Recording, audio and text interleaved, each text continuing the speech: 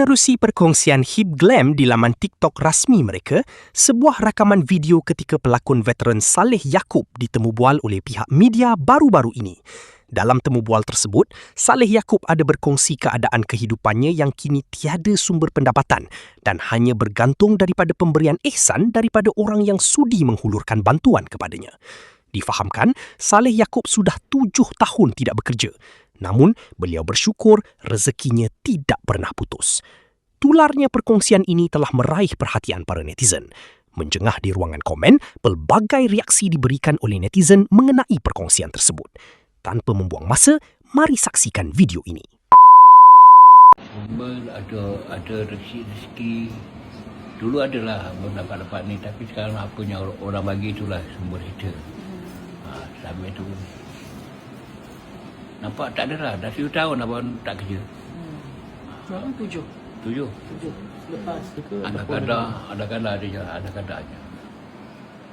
Sebab kita tak siapa lagi. Kita nak agak bantuan biar Allah bantu lah. Pada manusia ni bergantunglah kepada kawan-kawan yang mana tu. Dia bagilah 1, 2, 3, ada 300. Tapi alhamdulillah lah cukup. Abang daripada lahir aku tak ada sesak. Kalau aku sesak mati. Dekat alhamdulillah masa abang lahir dulu pun